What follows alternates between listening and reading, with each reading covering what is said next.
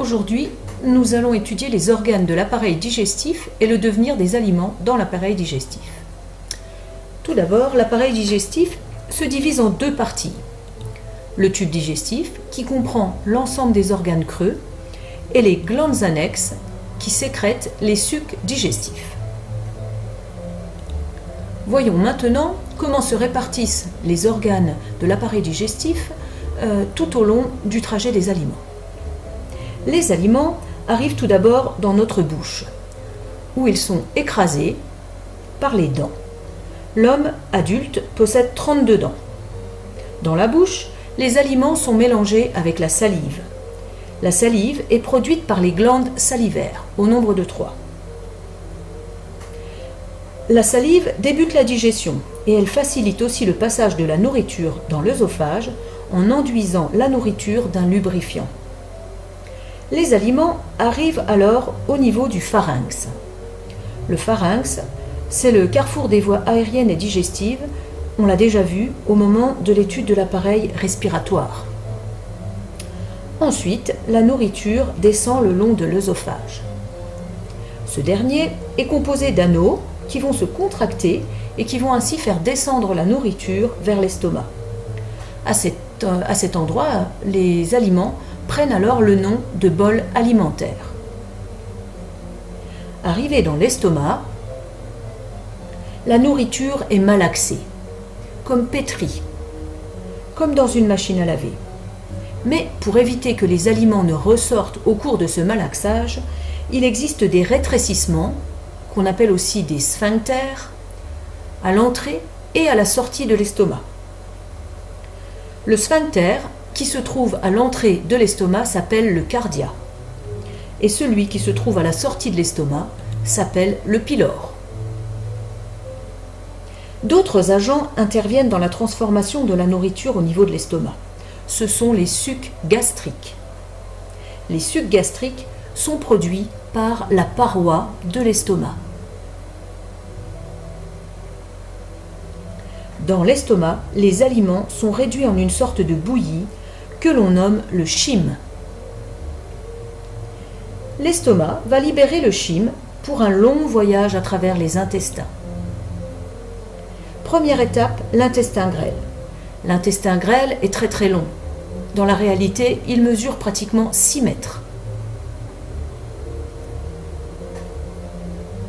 La digestion se poursuit dans l'intestin grêle grâce à des liquides qui sont produits par le foie et le pancréas. Et les aliments ingérés prennent le nom de chyle quand ils se trouvent dans l'intestin grêle. Le foie et le pancréas ne font pas vraiment partie du tube digestif, mais ils jouent tout de même un rôle essentiel dans la digestion puisqu'ils interviennent dans l'apport de sucs digestifs. Le foie tout d'abord, qui se situe ici, c'est une glande digestive qui va fabriquer la bile. La bile va s'accumuler dans la vésicule biliaire, ici, donc déversée ici dans la vésicule biliaire, avant d'être ensuite déversée dans l'intestin grêle. Le pancréas produit le suc pancréatique, qui va lui aussi être déversé dans l'intestin grêle. Les parois de l'intestin grêle comportent des replis à l'intérieur, qui sont comme des racines qui poussent vers l'intérieur. Ces racines vont puiser dans le chyle l'énergie et les nutriments dont le corps a besoin pour fonctionner.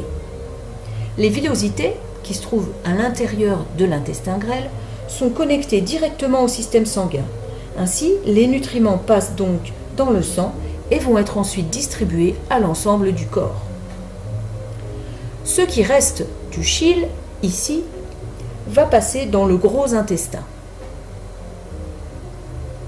Le gros intestin est un tube à gros calibre, sans glandes digestives. Il a une longueur moyenne de 1,3 m chez l'adulte. Au début du gros intestin, on remarque une petite poche creuse, ici. C'est l'appendice. En cas d'inflammation, cette partie devient douloureuse et on souffre d'appendicite. Le gros intestin, on l'appelle également le côlon. Il comporte 3 parties en fonction de leur disposition. Tout d'abord, une partie ascendante c'est le côlon ascendant. Puis une partie transversale, on la nomme le côlon transversal, et enfin une partie qui descend, c'est le côlon descendant.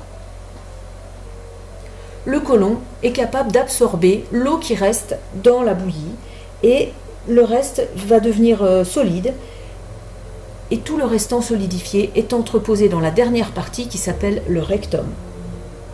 Cette matière solide, on l'appelle aussi les selles ou les fesses. Les selles arrivent à l'anus qui va ensuite permettre de les évacuer sous forme de déchets.